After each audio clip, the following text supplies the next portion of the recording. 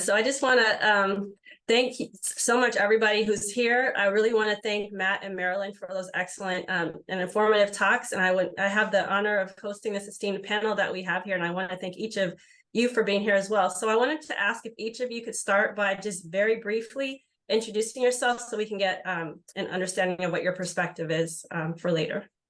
So I guess we'll start with Carla. Good morning. I'm Carla Lewis, mom of a sickle cell warrior. My child is now 21, and I am the founder of Kids Conquering Sickle Cell Disease Foundation. My son is now post-transplant, almost 8 months. Excellent. Thank you. Simone? Good morning. My name is Simone Day. I am 33 years old. I am a clinical laboratory scientist, currently working within precision oncology, and I received my haploidentical bone marrow transplant in 2017. So I have now been living with sickle cell trait for the past 6 years. Excellent. Wunmi? Hi, everyone. My name is Wunmi Bakare. I am 36 years old. I am a transplant survivor. 4 years ago, I participated in a stem cell transplant at the NIH, and I work as a publicist and a patient advocate within the sickle cell disease space. Great, thank you. Chris? Well, my name is Chris Sweet. I had a haplo transplant in 2011, so I'm further out than everybody seems. Basically, I work in infrastructure management for, which is IT, basically, and that's what I'm doing now. And that's it. Great, thank you. Christina? Good morning, everyone. My name is Christina Augustin. I'm 29. So I received my transplant. It was an allogeneic full match in 2020. So it'll be 3 years next week. And I had sickle cell type SC, and now I work as a nurse on a bone marrow transplant unit. Wow, congratulations. Thank you. And Charles? Good morning, everybody. So I'm Charles, I'm 42 years old. I had my gene therapy around 4 years ago, and I work for the federal government as an IT specialist. Excellent, thank you all. Is that everybody, Kristen? I know we're missing one person, but is everyone else? Taylor's here. Oh, there she is. Okay. Okay. Taylor. Taylor. You're muted, Taylor.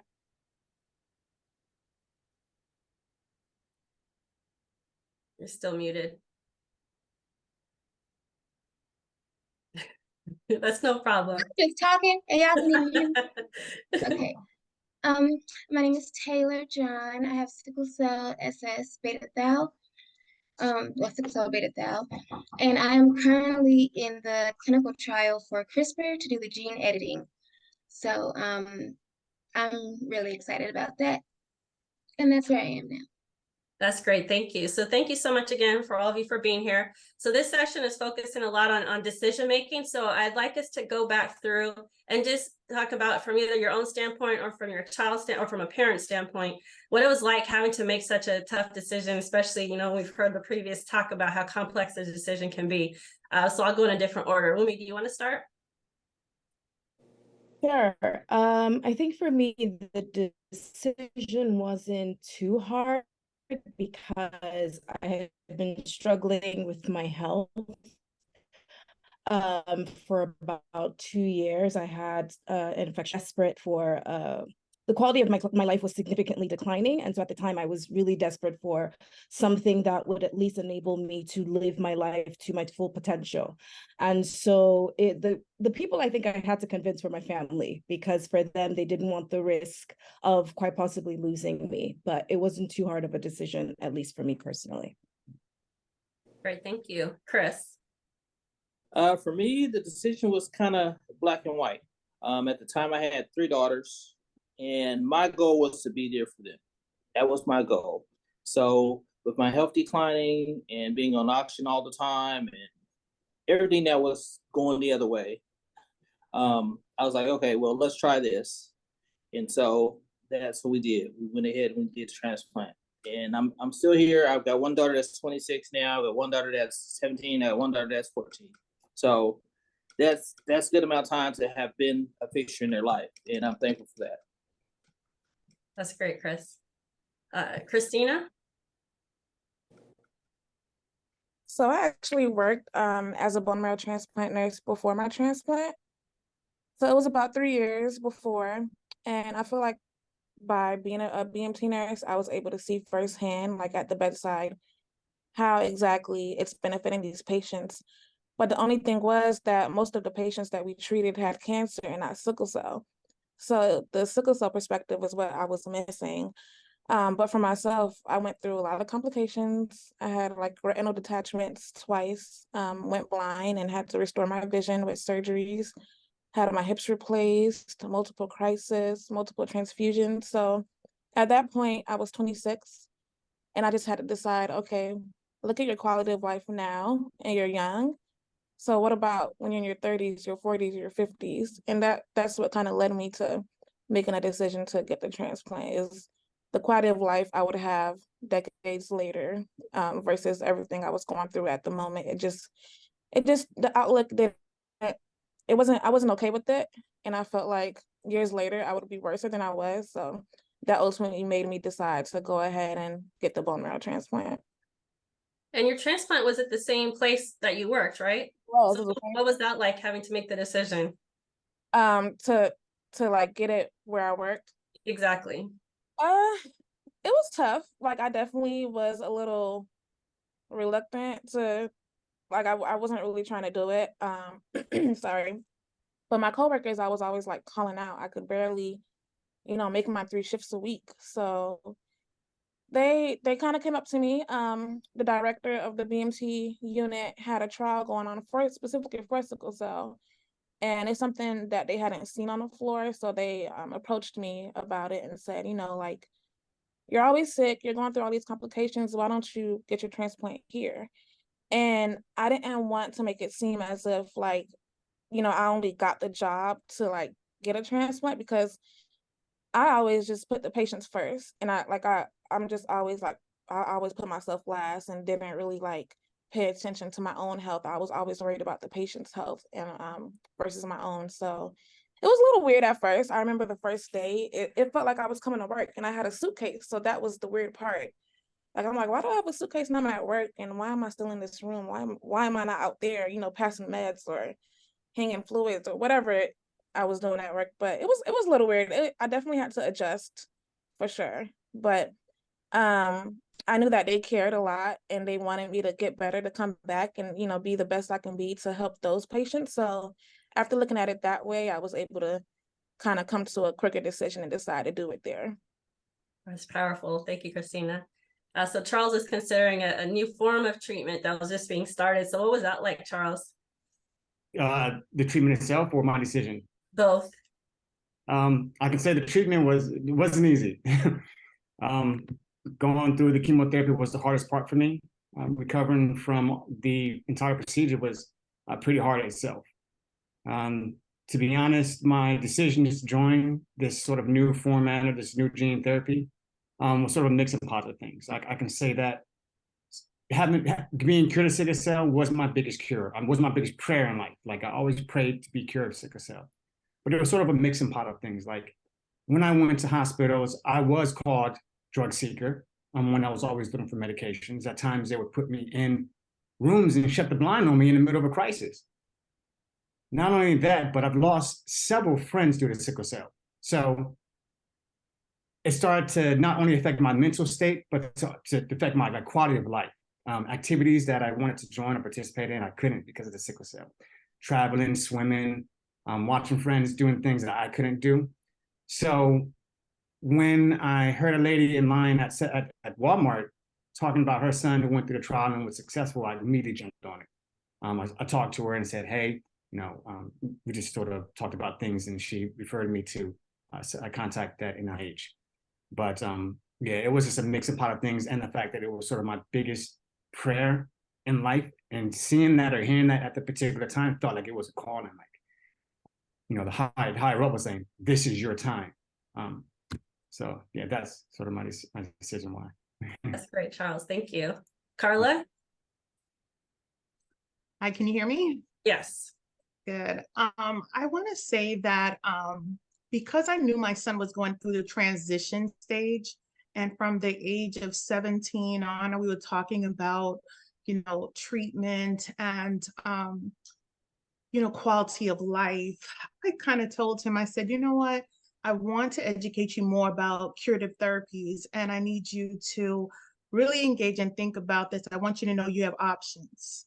And so I kind of said, we're all going to get tested and see if we have a match. And I'm also going to, have you connect with someone about learning more about gene therapy, because at our visits, the doctor would talk to him about curative therapy, but I think my son was just kind of, okay, just getting information. So as he went through the transition stage, I said, it's time for me to prompt even more so and educate him. So I kind of had him sitting with conferences with me for gene therapy and bone marrow transplant. He has other siblings. They all got tested, and also myself. And the clinic called me and they said, well, you have a match. Your younger son is 100% match for your son. And my son was 10 at the time. So my younger son, and my older son had to really hold down to think about this. And so the decision, I talked to him about pretty much what was his thoughts. And he was like, this is a lot.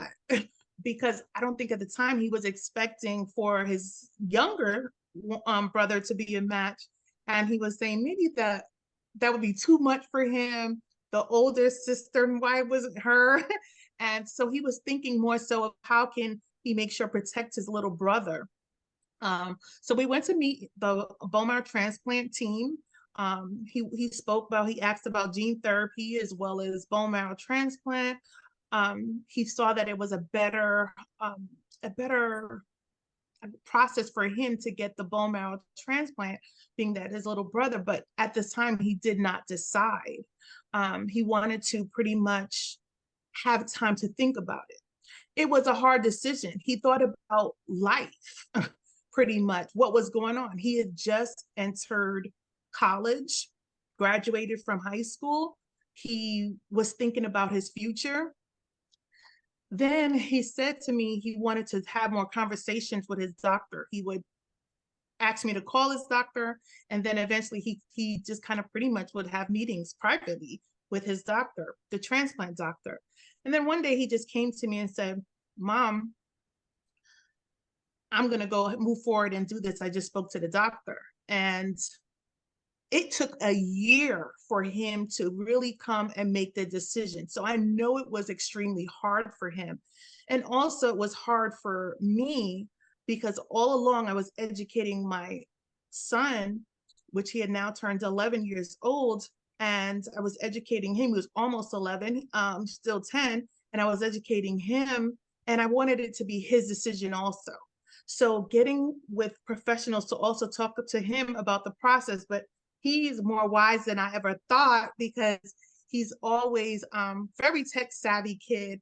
He brought up a YouTube video to show me the process of what's going to take place. And we had some conversation about it. And I said, how do you feel about it? And I want to tell you, it was very detailed video. And he said, well, I'm going to be asleep. And I know that this will help him. And I said, okay. So I also told him that I want him to speak with a social worker. So I did that also. And he came up with the decision and just basically said, I'm going to support my brother.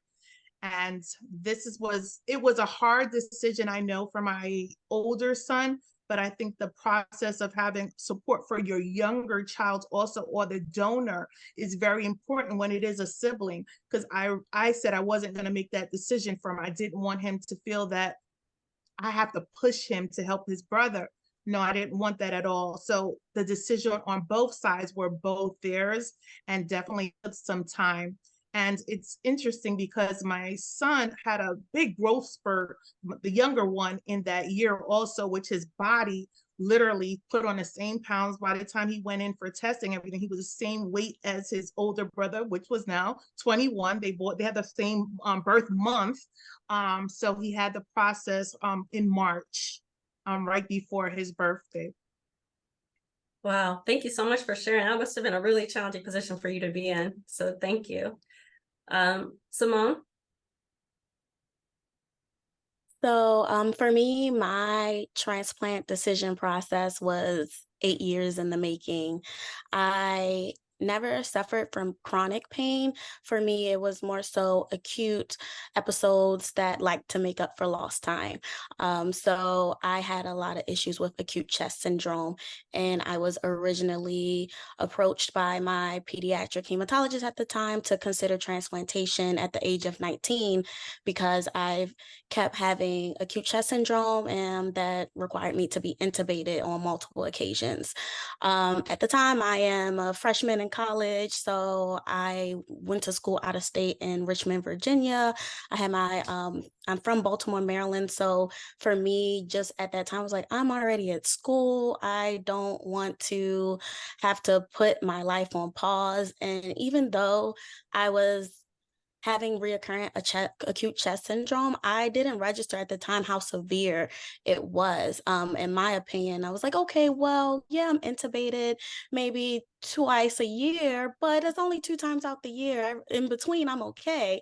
So I declined because of the functional considerations, and also because I was in a relationship at the time. So, I'm always very love a girl, marriage minded. I'm like, no, like I want to have kids. And it just honestly at the age of 19, I was like, no, like this is too much. So as I got older, I finished my degree program and I started working in my career.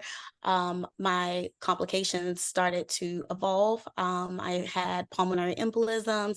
I had avascular necrosis in both of my hips. One hip, I got a cord decompression on, the other hip, I had to get replaced. And then the following year after my hip replacement, I went into respiratory failure, which required me to be on ECMO, which is a very intense intervention. It's like dialysis for your lungs. I was in shock trauma here in Maryland for about 3 to 4 weeks, and it was just a very traumatic hospitalization. It was traumatic, but ultimately it saved my life because I was on the brink of death. And after going through that hospitalization, where I was actually in the hospital for 2 months, at the age of 26, I told my mom, like, I don't ever want to experience that again. But I knew that the way things were going, I knew that if I was to have a crisis, I would most likely have to be intubated again. And I just did not want to experience it. So instead of telling my mom that I wanted to go ahead and proceed with a DNI, do not intubate, do not take any drastic measures to preserve my health if I was to get sick again. Instead of taking that route, I was like, well, let's revisit this transplant idea, because at this point, sickle cell is trying to take me out. So either way, I'm going to go out fighting. And ultimately that would led me to deciding to go through with the transplant. Wow. Thank you, Simone, for sharing. Taylor. You're muted, Taylor. I'm sorry, guys. We're having technical difficulties over here. Hotel issues, but I'm actually doing my stem collection. My second stem cell collection coming up on Monday and Tuesday. But for me, what made me want to, I guess, look for curative measures was just mostly feeling like I didn't have anything else to lose. Like I've been dealing with sickle cell all my life, and I have a pretty severe case of it. I remember earlier when we first started, there was a PowerPoint about how, the different types of sickle cell, and some people might only be in the hospital for like, once or twice a year, and then it just progressively gets different. Mine is like every month, every other month. So I just feel like my quality of life would be a lot better if I decided to get this treatment, which I'm doing now. I tried to get a bone marrow transplant when I was 16, but they didn't have a match for me. We even held like bone marrow drives at our church, trying to get people to sign up and everything.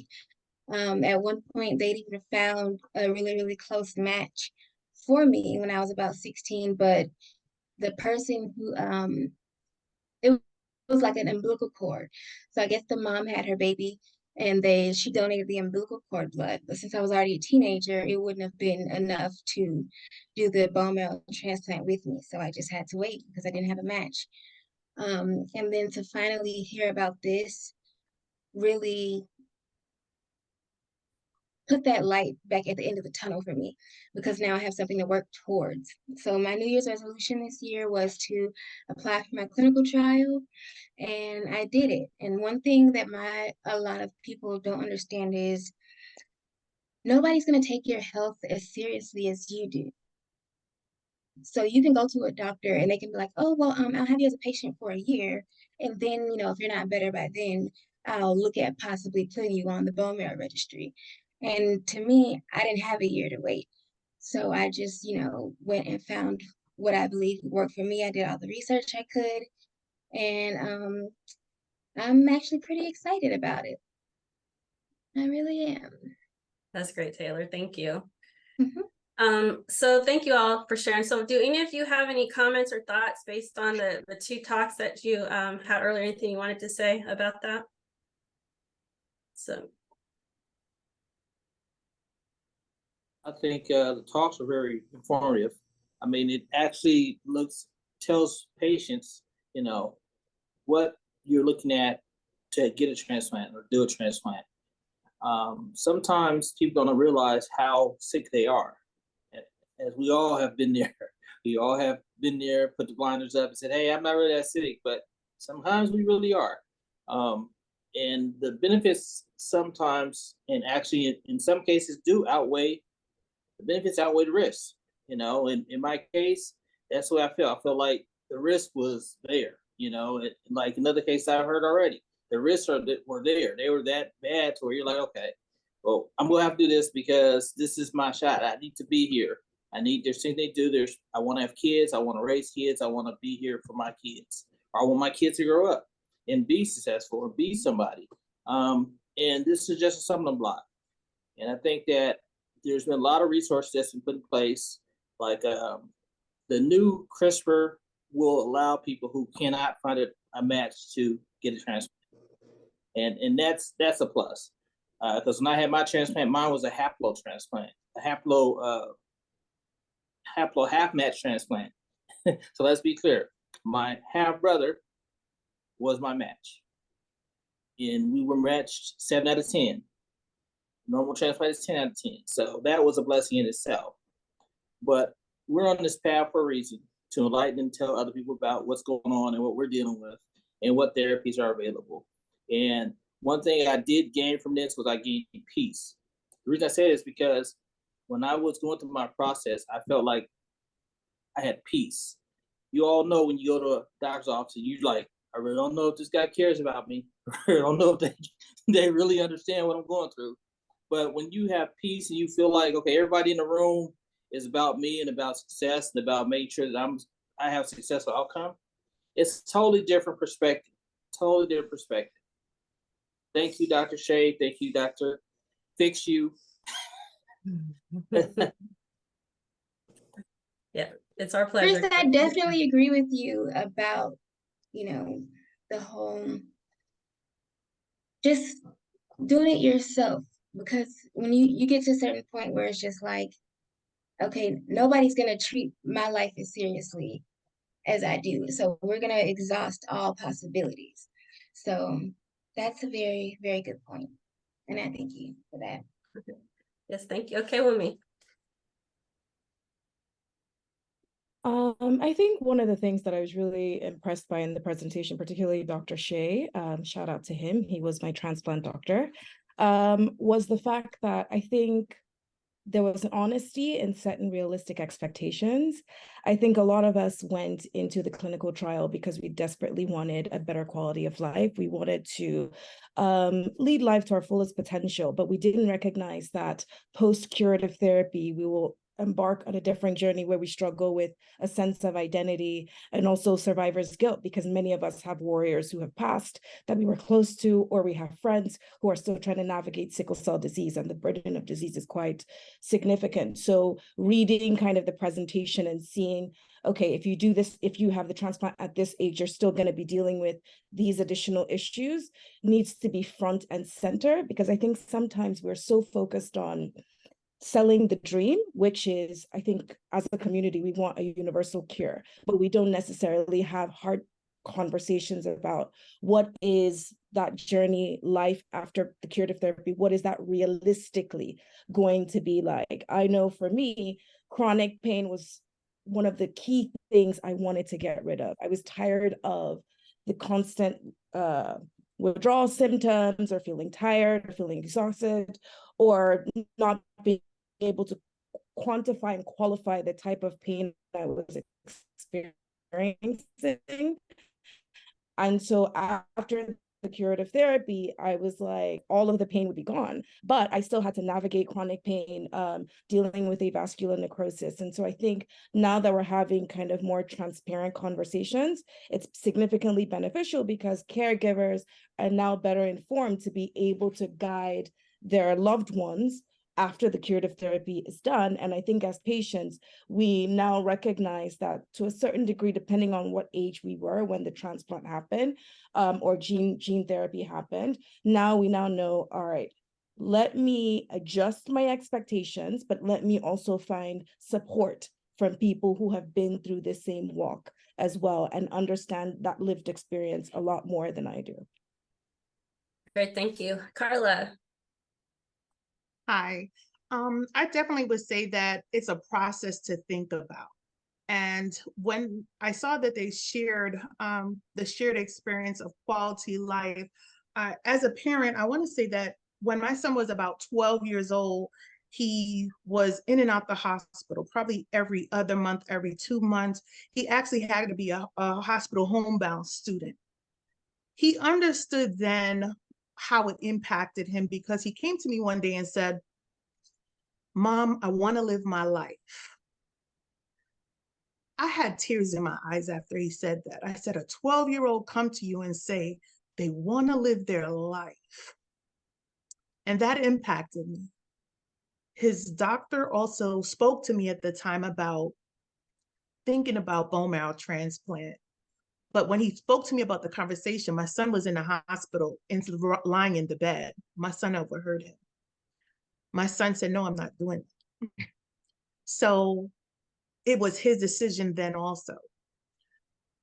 Fast forward, years pass, and even talking to him and educating him, but being that parent that will go ahead and do some more research and actually connect him to others, and also connecting myself to other experts and others that have been through the experience. And now science had advanced, because he was now at the age of 19 when I was talking to him about this. So I definitely say that having a conversation is definitely important. As patients, as caregivers, this is something definitely to talk about when we talk about curative therapy. Another thing that was brought up was benefits outweighing the risk. And I had to look at, are the treatments that he was currently on helping him? Yes, they were. He experienced less hospitalizations, less pain crisis, even managed at home. We had years that we didn't have on treatments. He didn't have any pain crisis managed at home. But that year prior, it became a little bit rough. And even though he had treatments, he was now at the age that I felt like he needed also the support of someone telling him it's all right to look and talk to others that have sickle cell and have had curative therapies. It's all right to think about that. It's all right to connect with them. It's all right to say no if you think it's not for you. And that's the conversation I had with him. I told him that if this option is not what you want, I support you 100%. We will keep looking into treatments that come out, and I will definitely support you and look and see what can we access for you. And I think having the conversation, knowing that it's not for everyone, we have to also have that conversation. And I think it's important for us to get connected, not only during such conversations as this, but speak to our physicians, speak to other patients that are thinking about curative therapy. Also network with them, because I want to tell you, those parents also helped me along my journey. And definitely speaking to, his doctor that was really, really the one to educate even more so, and said, if this was my child, I would definitely consider this option. And I think that science is coming a long way and being okay with supporting a child that may think that it's not for them, or a patient that it's not for them. Thank you so much, Carla. So I'm gonna answer the question that was asked by the audience member, just to make sure everybody understands in general. There are at least 4 options for curative therapies for patients with sickle cell disease. One of them is the one with the most experience, and some of our panelists have experienced this, is if your sibling is a complete tissue match and getting a match-related donor transplant.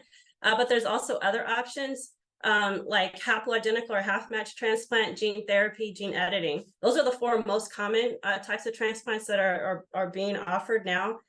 So for the attendee that asked, any hope for someone over 40 years with no full sibling, that is a question for your doctor, so you can talk about what your own indications potentially would be for transplant. I can tell you that there are trials for subjects who are 40 years and older. The oldest person that we've transplanted was 65. So there's definitely hope, but you have to talk to your doctor to look at the pros and the cons in your individual setting. So for the panelists who did not receive a match-related donor transplant, could you tell us, or maybe start by raising your hand, to say how many of you are actually, where the doctors talked to you about the multiple different options that are available, or were you only presented one option? So were you those who were presented more than one option? So Taylor, anyone? Okay, Charles, good. Anyone else? So for Taylor and Charles, can you talk about how you made the decision that you made when you were offered multiple decisions? So I'll start with Charles, since you had your hand up earlier. Okay, so I was given, well, first I was presented with the option of, I think there were 2 different what am I thinking, procedures, where one of them, they would collect a sample of the liver, and it was I had to go out and get a match. I couldn't find a match, and I feel like it wasn't, that wasn't good for me. So I said no. But the second time I was told I would go through the specialized gene therapy, where they would collect my own stem cells. I felt like that was a better option for me.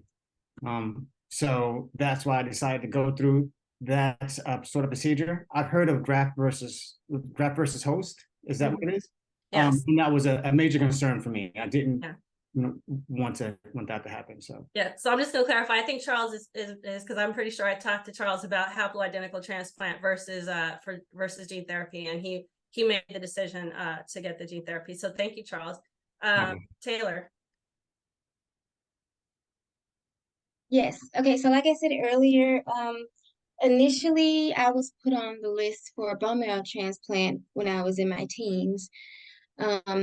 And between them only having like the little bit of umbilical cord, and then also reading into some other people that had had bone marrow transplants around that time, I just kind of got very scared. And you know how something just doesn't feel right with you inside, and you're like, I don't know what it is specifically, but I'll just leave it alone for now.